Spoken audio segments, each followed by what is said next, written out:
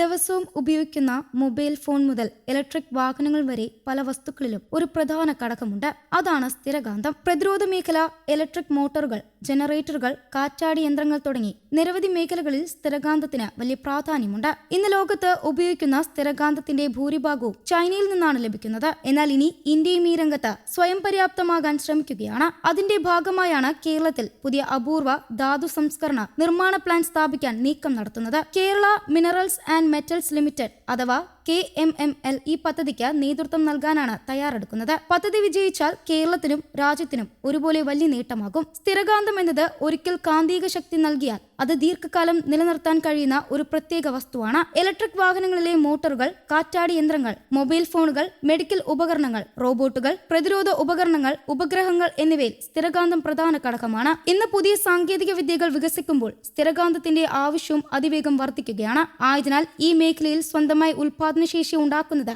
ഇന്ത്യക്ക് വളരെ പ്രധാനമാണ്. കേരളത്തിന്റെ തെക്കൻ തീരപ്രദേശങ്ങളിൽ ലഭിക്കുന്ന ധാതുമണൽ സ്ഥിരകാന്തം നിർമ്മിക്കാൻ ആവശ്യമായ അപൂർവ ലോഹങ്ങൾ അടങ്ങിയിട്ടുണ്ട്. ഈ ധാതുമണൽ വർഷങ്ങളായി KMMLന്റെ കൈവശമുണ്ട്. അസംസ്കൃത വസ്തുക്കളുടെ കാര്യത്തിൽ കേരളത്തിന് വലിയ മുൻതൂക്കമുണ്ടെങ്കിലും സ്ഥിരകാന്തം നിർമ്മിക്കാൻ ആവശ്യമായ സാങ്കേതിക വിദ്യ ഇപ്പോൾ ലഭ്യമല്ല. ആയതിനാലാണ് പുതിയ സാങ്കേതിക വിദ്യ ഉപയോഗിച്ച് ഇവിടെ തന്നെ നിർമ്മാണം ആരംഭിക്കാൻ ശ്രമം നടക്കുന്നത്.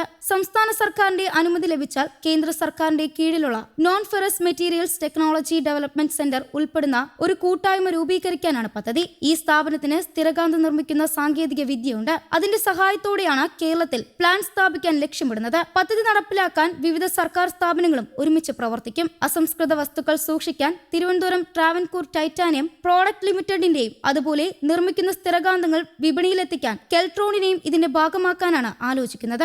ഈ പദ്ധതിക്കായി കേന്ദ്ര സർക്കാർ ഇതിനകം ടെൻഡർ ക്ഷണിച്ചിട്ടുണ്ട്. പ്ലാൻ നിർമ്മിച്ച് നിശ്ചിത വിലയ്ക്ക് സ്ഥിരകാന്തം വിതരണം ചെയ്യാൻ കഴിയുന്ന സ്ഥാപനങ്ങളെയാണ് തിരഞ്ഞെടുക്കുക. കേന്ദ്ര ഹെവി ഇൻഡസ്ട്രീസ് മന്ത്രാലയം വിളിച്ച ടെൻഡറിൽ ഇതിനകം തന്നെ 36 സ്വകാര്യ കമ്പനികൾ പത്രം സമർപ്പിച്ചിട്ടുണ്ട്. 1 കിലോ സ്ഥിരകാന്തം ഏറ്റവും കുറഞ്ഞ വിലയ്ക്ക് നൽകാൻ തയ്യാറാകുന്ന കമ്പനികൾക്കാണ് മുൻതൂക്കം ലഭിക്കുക. ഈ പദ്ധതിക്കായി കേന്ദ്ര സർക്കാർ ആകെ 7,280 കോടി രൂപ മാറ്റിവെച്ചിട്ടുണ്ട്. രാജ്യത്താകെ 7 കേന്ദ്രങ്ങൾക്കാണ് അനുമതി നൽകുക. അതിൽ ഏകദേശം 1,500 കോടി രൂപ പ്ലാൻ നിർമ്മാണത്തിനായി ഉപയോഗിക്കും. ബാക്കി തുക സ്ഥിരകാന്തം നിർമ്മിക്കുന്നതിനും വിൽപ്പനയുടെ ഇൻസെന്റീവായി നൽകും. ഇത് ഇന്ത്യയിൽ സ്ഥിരകാന്തം നിർമ്മാണ മേഖലയെ ശക്തിപ്പെടുത്താനുള്ള വലിയ പദ്ധതികളിൽ ഒന്നായാണ് കണക്കാക്കുന്നത്. ഇപ്പോൾ ലോകത്തിന് ആവശ്യമായ സ്ഥിരകാന്തത്തിന്റെ ഏകദേശം 90% ചൈനയാണ് വിതരണം ചെയ്യുന്നത്. ഇതുകൊണ്ട് തന്നെ ലോകത്തിലെ പല രാജ്യങ്ങളും ചൈനയെ ആശ്രയിക്കേണ്ട അവസ്ഥയിലാണ്. അന്താരാഷ്ട്ര സാഹചര്യങ്ങളിൽ എന്തെങ്കിലും മാറ്റമുണ്ടായാൽ വിതരണ ശൃംഖലയെയും വ്യവസായങ്ങളെയും അത് ബാധിക്കാം. അതുകൊണ്ടാണ് ഇന്ത്യ സ്വന്തം ഉൽപാദനശേഷി വർദ്ധിപ്പിക്കാൻ ശ്രമിക്കുന്നത്. കേരളത്തിൽ ഈ പ്ലാന്റ് സ്ഥാപിക്കാൻ കഴിഞ്ഞാൽ രാജ്യത്തിന്റെ ആവശ്യത്തിന്റെ ഒരു ഭാഗമെങ്കിലും നാട്ടിൽ തന്നെ നിർമ്മിക്കാൻ സാധിക്കും.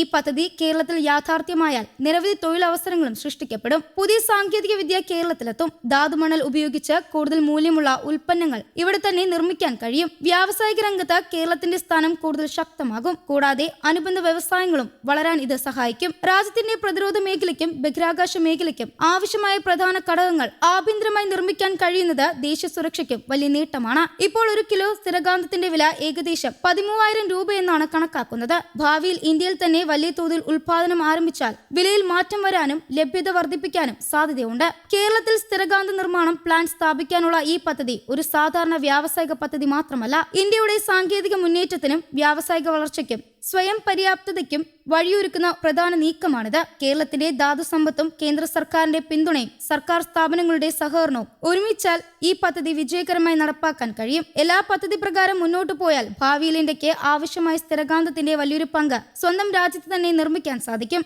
അതിലൂടെ ചൈനയെ ആശ്രയിക്കുന്നത് കുറയ്ക്കാനും പുതിയ തൊഴിലവസരങ്ങൾ സൃഷ്ടിക്കാനും കേരളത്തെ രാജ്യത്തെ പ്രധാന വ്യാവസായിക കേന്ദ്രങ്ങൾ ഒന്നാക്കി മാറ്റാനും ഈ പദ്ധതിക്ക് കഴിയുമെന്ന പ്രതീക്ഷയിലാണ് എല്ലാവരും.